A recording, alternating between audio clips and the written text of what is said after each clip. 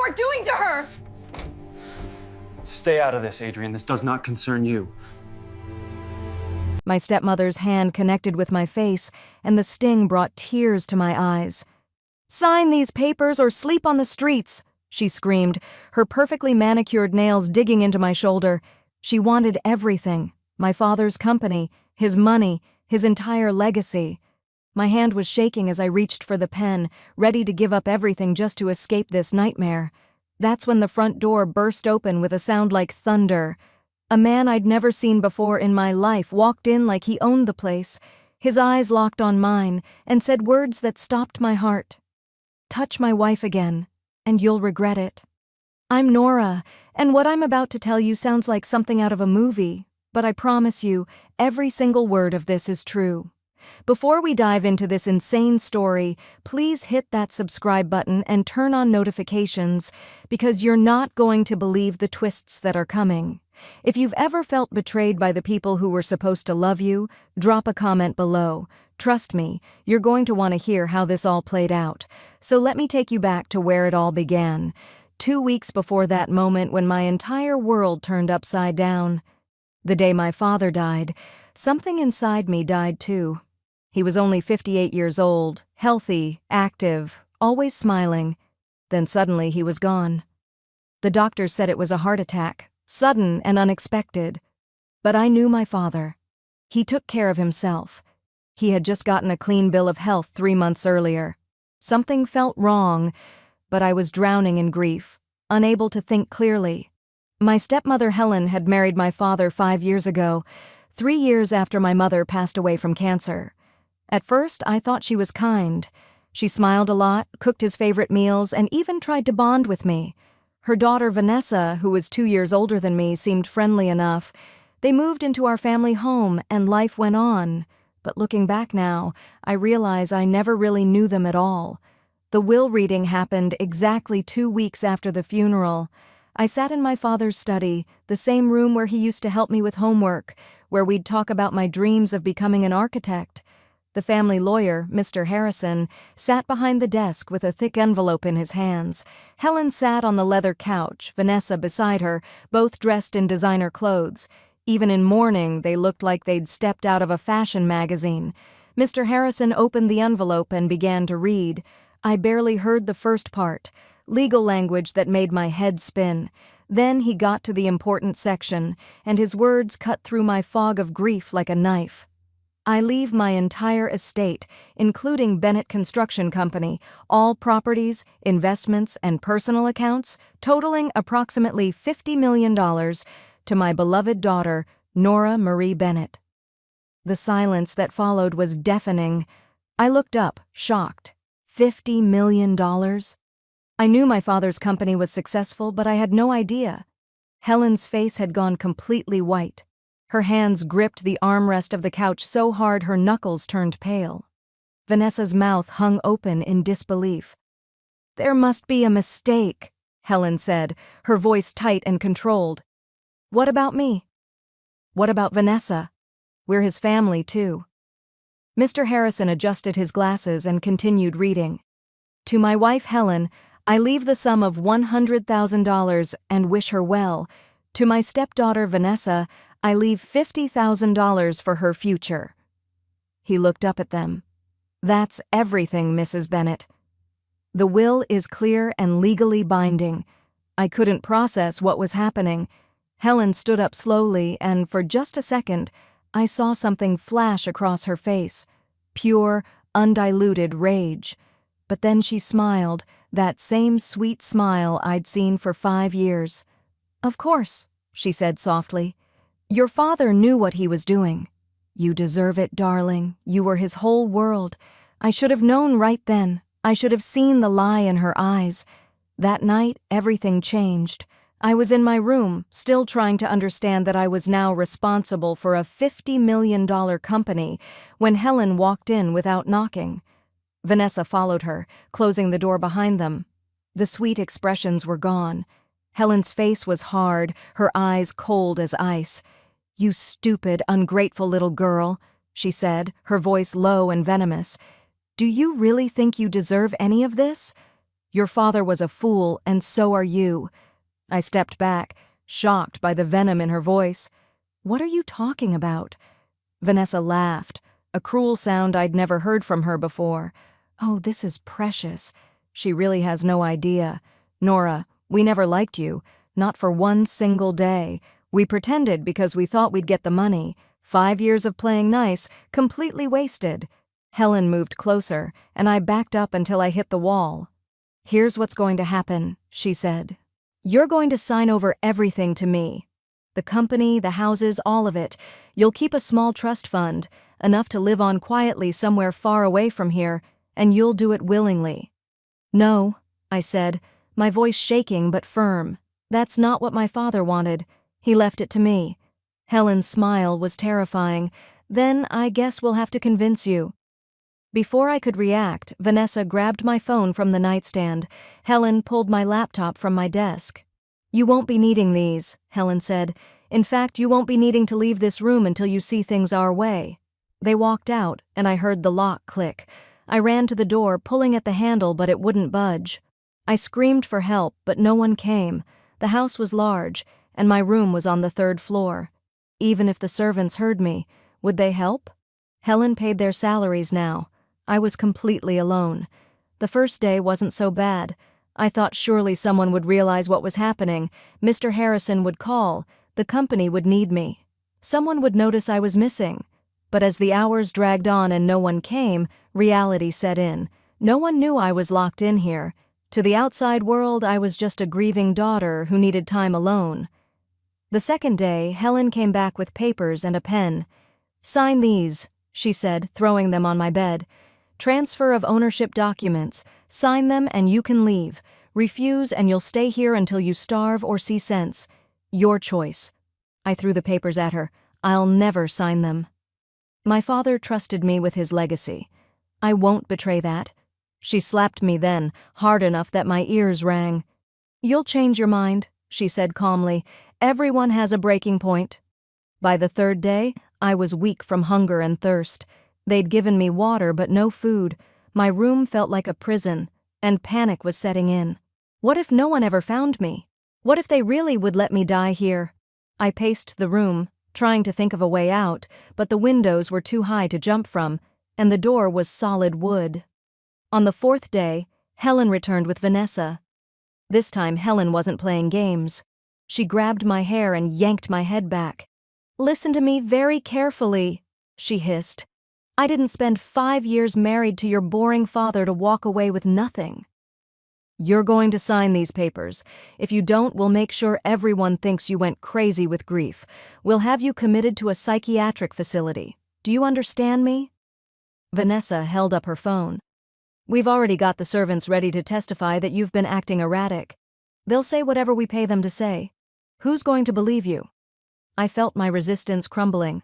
I was trapped, weak, scared, and completely alone. Maybe they were right. Maybe I should just sign and get out of here alive. What did I know about running a company anyway? I was only 23 years old. Helen pushed the papers into my hands and pressed a pen against my palm. "Sign. Now." My hand was shaking as I put the pen to paper.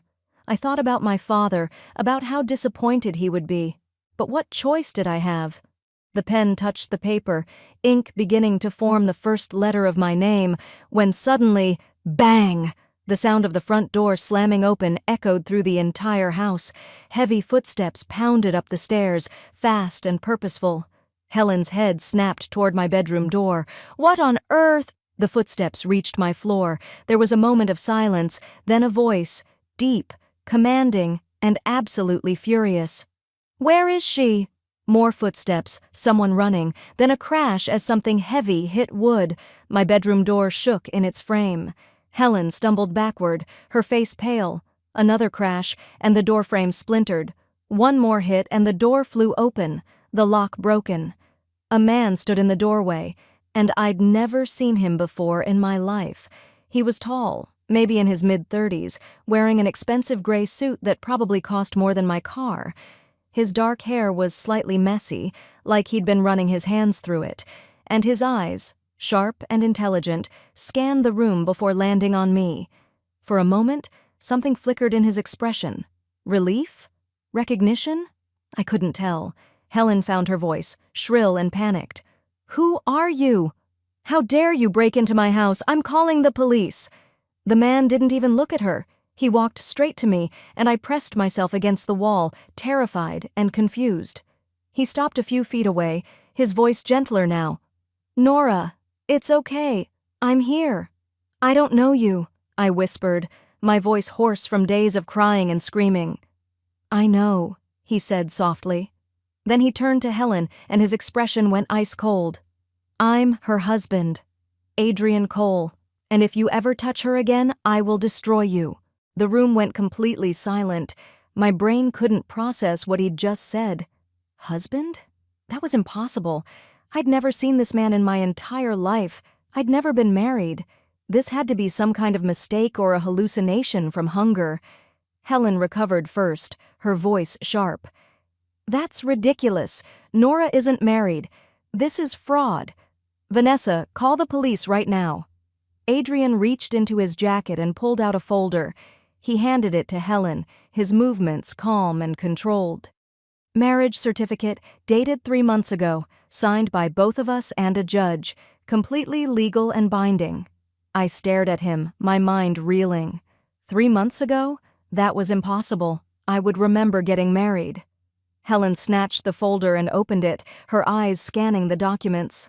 I saw the color drain from her face even further. "This is fake," she said, but her voice wavered. "It has to be." Adrian pulled out his phone and held it up. On the screen was a photo, and my knees nearly gave out. It was me. Definitely me. Standing next to this man, both of us dressed formally, signing papers at what looked like a courthouse. I was smiling in the photo, but I had absolutely no memory of this moment. "Would you like to see the wedding video?" Adrian asked, his tone polite but with an edge of steel. "I have 50 witnesses who attended, including Judge Matthews, who performed the ceremony. Shall I call him?" Helen's hand was shaking now as she looked at more papers in the folder. Vanessa peered over her shoulder, her face going pale. "Mom," she whispered, "these look real." I couldn't stay silent anymore. "I don't understand," I said, my voice breaking. "I've never met you. I would remember getting married. This doesn't make any sense." Adrian turned to me and his expression softened. "I know you're confused, and I know you're scared. But I need you to trust me for just 1 hour. 1 hour, and I'll explain everything. Can you do that?" Helen moved between us. "Absolutely not. This man is clearly running some kind of con. He's after the money. Nora, don't listen to him. We'll call the police, get a lawyer." "Like you got lawyers to keep her locked in this room?" Adrian's voice cut through her protests like a blade. "Like you got papers ready to steal everything her father left her? Tell me, Mrs. Bennett, how long were you planning to keep her prisoner?" Helen's mouth opened and closed. Vanessa looked away, guilt flashing across her face. Adrian looked back at me. "Your choice, Nora. You can stay here with them, or you can come with me.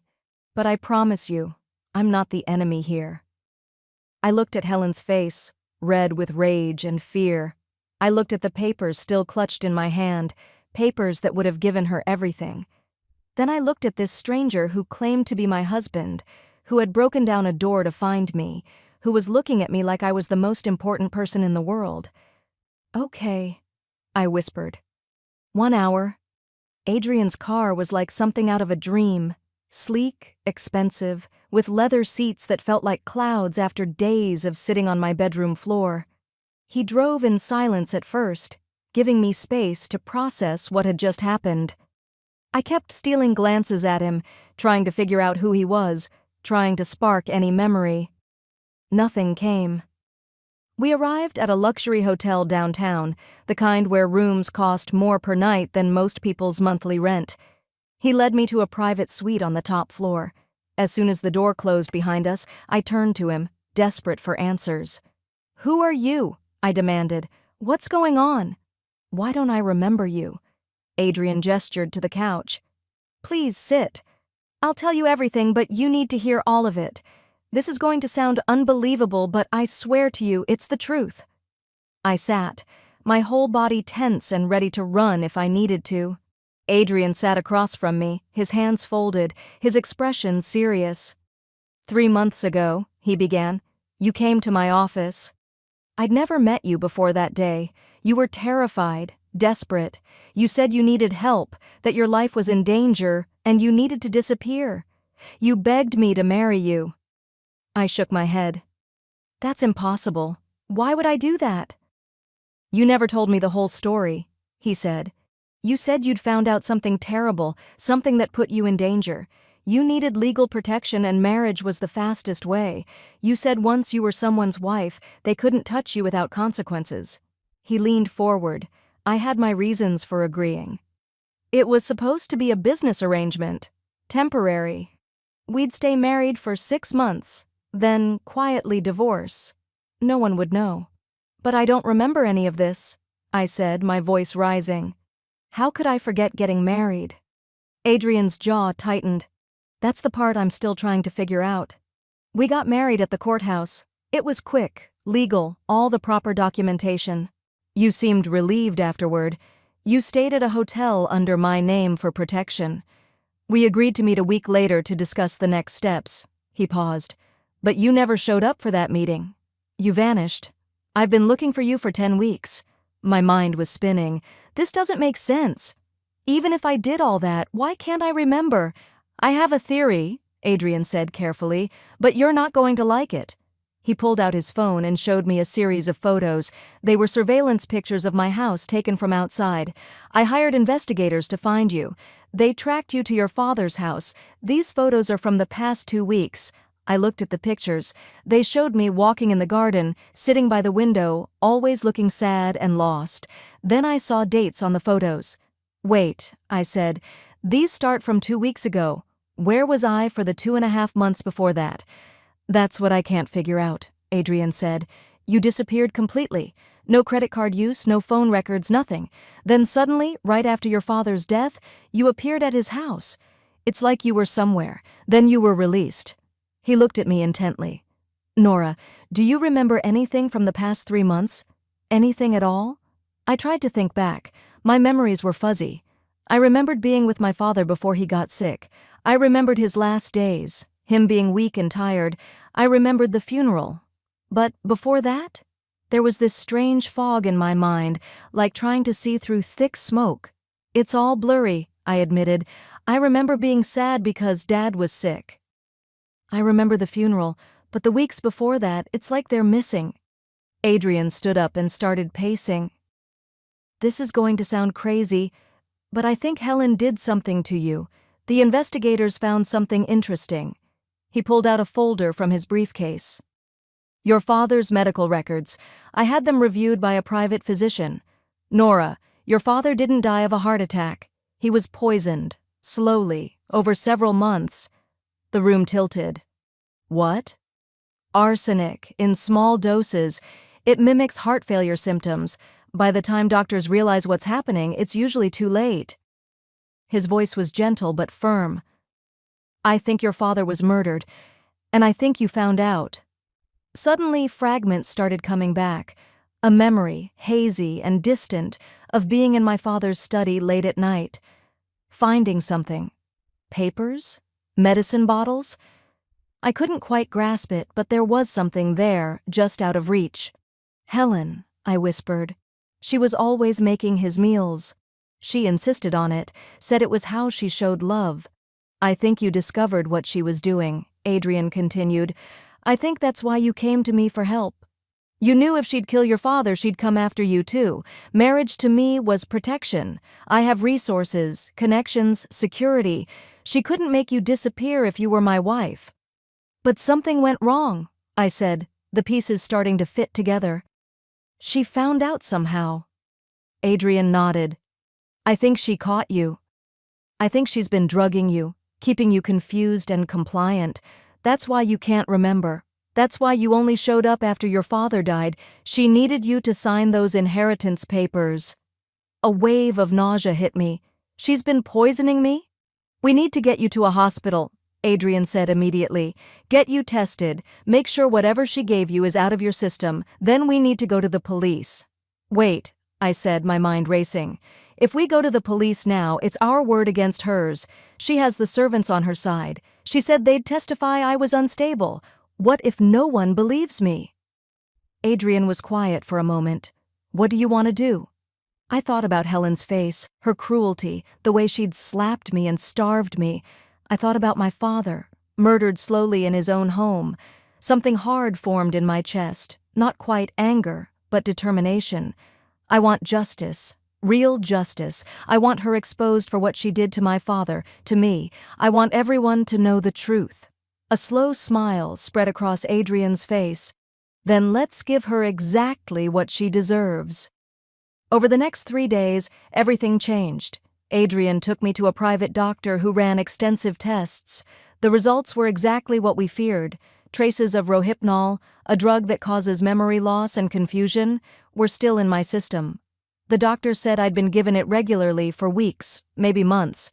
As the drug started to clear from my body, my memories began to return. It happened in pieces at first. I'd be sitting in the hotel room, and suddenly I'd remember walking into my father's study. I'd found his medicine bottles, the ones Helen always handled. I'd taken them to be tested at a private lab because something felt wrong. When the results came back showing arsenic, I'd been terrified. I knew I had to protect myself before confronting her. That's when I'd researched Adrian Cole. He was a billionaire, powerful, with connections everywhere. More importantly, he had a reputation for helping people in impossible situations. I'd gone to his office with a crazy plan, and somehow he'd agreed. I remembered our wedding now, quick and efficient at the courthouse. I remembered the relief I'd felt, knowing I had protection. I'd planned to gather evidence against Helen, to build a case, but she'd been watching me. One night, she'd put something in my drink. After that, everything went dark for weeks. When I'd woken up, my father was dying, and I couldn't remember anything. "She kept me somewhere," I told Adrian as the memories flooded back. "Not at the house. Somewhere else? I can almost see it. A small room, always dark. She kept me drugged just enough to be compliant but not unconscious." Adrian's expression was grim. "The investigators are looking into properties she owns or has access to. We'll find it." "There's more," I said, closing my eyes to focus on the returning memories. "I recorded her. Before she caught me, I'd set up hidden cameras in Dad's room. I wanted proof she was poisoning him. The footage is on a memory card hidden in my old childhood bedroom behind a loose brick in the fireplace." Adrian immediately called his team. Within hours, we had a plan. We couldn't just go to the police. Helen had too many connections, and she'd lawyer up immediately. We needed to expose her publicly, make it impossible for her to deny or escape. "I have a friend who works for the news," Adrian said. "If we give them the story with solid evidence, they'll run it. Once it's public, the police will have to act. She won't be able to bribe or threaten her way out. But first, we needed that memory card." Adrian sent a professional recovery team, people who specialized in retrieving evidence. They went in at night, dressed as maintenance workers. Helen and Vanessa never even knew they were there. By morning, we had the memory card. What was on it was damning. Clear video footage of Helen crushing pills into my father's food. Footage of her smiling at him as he ate, telling him how much she loved him. Footage of her on the phone talking to someone about how much longer until the old fool finally dies. It was horrifying and perfect. We had medical evidence, video evidence, and my testimony. But Adrian suggested one more thing. "A press conference," he said. "We announce our marriage, explain where you've been. We give them the story. Helen will show up. She won't be able to resist trying to discredit us. And when she does, we show the evidence in front of everyone." It was risky. Helen could run before we had a chance. But Adrian was right. She wouldn't run. She was too arrogant, too confident in her control. She'd come thinking she could spin the narrative, paint me as crazy and Adrian as a con artist. She'd never expect us to have proof. We scheduled the press conference for the following day. Adrian's team sent invitations to every major news outlet in the city. They made sure Helen got an invitation too. The message was simple: Billionaire Adrian Cole to address rumors about his marriage to Nora Bennett, daughter of late business mogul. Helen took the bait. She called, furious, demanding we stop this charade. Adrian was calm on the phone. "Come to the conference tomorrow. Bring your lawyers. Let's settle this publicly." That night, I barely slept. I kept replaying everything in my mind: my father's death, the days locked in my room, the missing months of my life. But I also thought about what tomorrow would bring: justice, truth, an end to Helen's lies. The press conference was held in a luxury hotel ballroom. When we arrived, it was already packed with reporters, cameras, and curious onlookers. Adrian had made sure the police were quietly present too, standing in the back, ready to act when needed. I wore a simple white dress. Adrian's choice. Innocence and truth, he'd said. He stood beside me in a sharp suit, looking every bit the powerful billionaire he was. As we walked in, cameras flashed and reporters shouted questions. Helen arrived exactly on time, dressed impeccably in designer clothes, Vanessa trailing behind her. She looked confident, ready for battle. She even smiled at some of the reporters she recognized. She had no idea what was coming. Adrian stepped up to the microphone first. "Thank you all for coming. I'm here today to address some rumors and clear up confusion about my personal life." He paused, letting the room settle. 3 months ago, I married Nora Bennett in a private ceremony. It was her wish to keep it quiet due to family circumstances. Recently, Nora has been through a traumatic experience, and I feel it's time the truth came out. Helen stood up from her seat in the front row. "This is absurd. That marriage is fake. This man is after my stepdaughter's inheritance." Her voice rang out, confident and indignant. Adrian remained calm. "Mrs. Bennett, please. You'll have your chance to speak. First, let Nora tell her story." I stepped up to the microphone, my heart pounding. This was it. I looked out at all those faces, all those cameras. Then I looked at Helen, and I found my courage. "My name is Nora Bennett. 3 months ago, I discovered that my stepmother was slowly poisoning my father. I had his medication tested and found arsenic. Terrified for my own life, I sought protection by marrying Mr. Cole. Before I could bring evidence to the police, my stepmother drugged me and held me captive for 10 weeks. The room erupted. Reporters shouted questions. Cameras flashed like lightning. Helen's face went from confident to pale. "She's lying. She's been unstable since her father died. She's making this up." "I have proof," I said loudly, and the room quieted. "I have video evidence of my stepmother poisoning my father. I have medical tests showing she drugged me, and I have testimony about how she locked me in my room, starving me, trying to force me to sign over my inheritance." Adrian's team brought out a large screen. "We're going to show you 1 minute of footage," Adrian said. "We've given the full videos to the police, but this should be sufficient." The video played. It showed Helen in my father's room, crushing white pills with the back of a spoon. It showed her mixing the powder into his soup.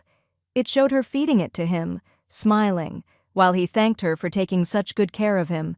The timestamp was clear, dated 6 months before his death. The room was dead silent except for Helen's voice on the video.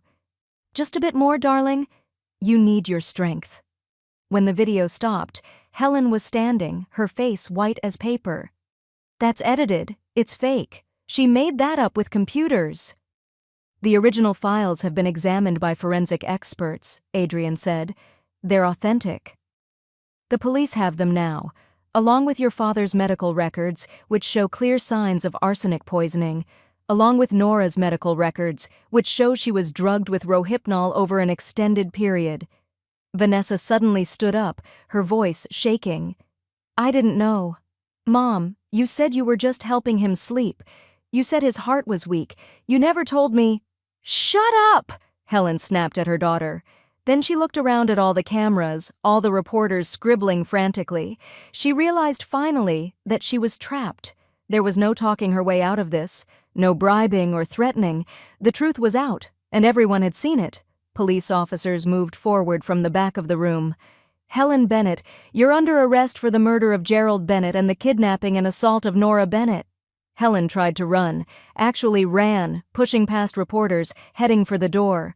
But officers were already there. They caught her easily, pulling her arms behind her back for handcuffs.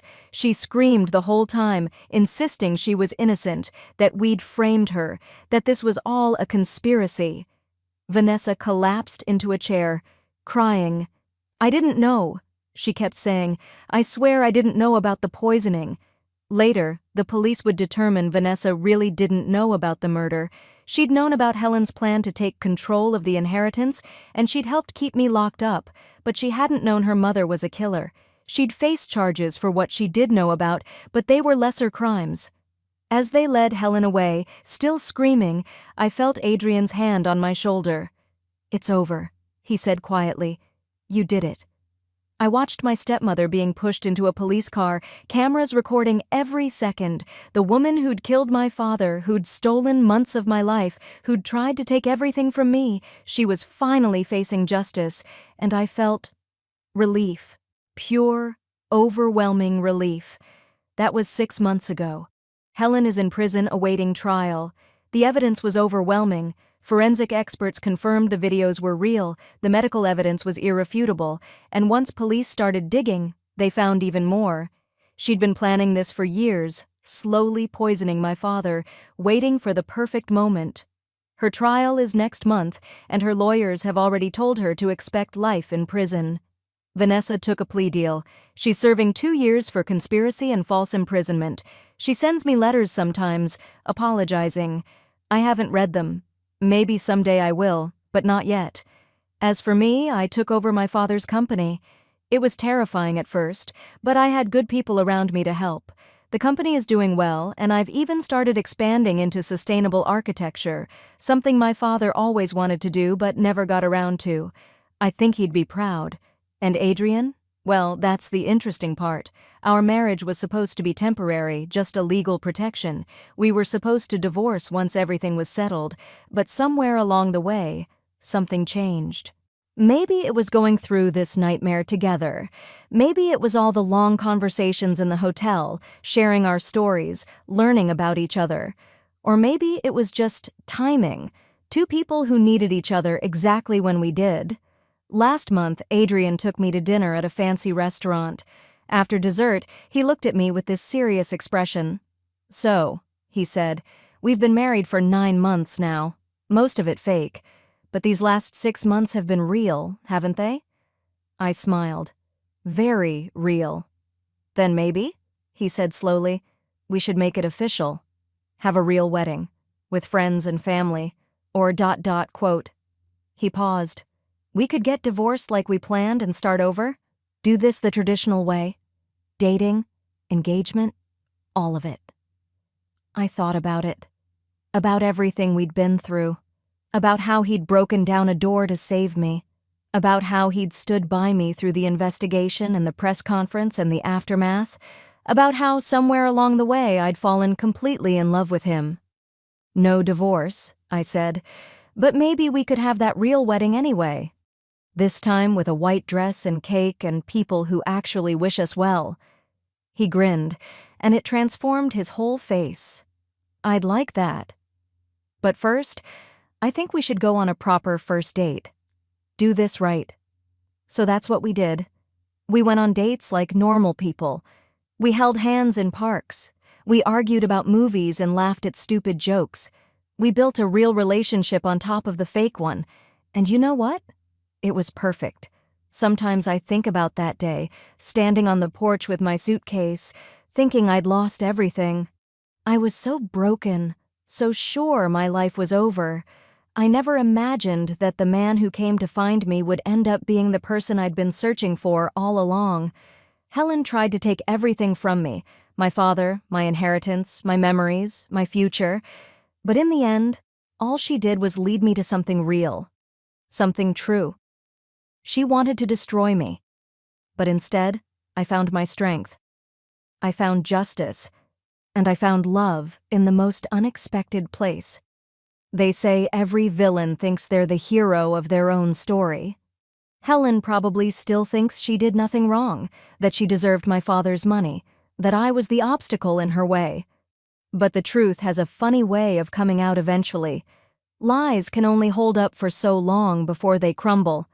My father used to tell me, "Nora, the strongest foundations are built on truth. Everything else is just sand." He was right. Helen built her life on lies and it all fell apart. I'm building mine on truth, on real relationships, on earned success, and it's standing strong. So that's my story. The day my stepmother screamed at me to get out, and a billionaire showed up claiming I was his wife. It sounds impossible, I know, but sometimes truth really is stranger than fiction. I want to know what you think. If you were in my situation, would you have trusted Adrian? Would you have gone with a stranger, or stayed with the family you knew? Drop your thoughts in the comments below. If this story kept you on the edge of your seat, please give it a thumbs up. Share it with anyone who loves a good plot twist or who needs a reminder that sometimes heroes show up when you least expect them. And make sure you're subscribed with notifications on, because I have more stories to tell. Some are mine, some are from people I've met, but all of them are real, and all of them are worth hearing. Remember this: when someone shows you who they really are, believe them. Don't make excuses for cruelty. Don't accept treatment that breaks you down. And know that somewhere out there are people who will break down doors to protect you. You just have to be brave enough to let them in. Thank you for listening to my story. Until next time, stay safe, stay strong, and never let anyone make you feel like you're worth less than everything, because you're not. You're worth fighting for. Take care.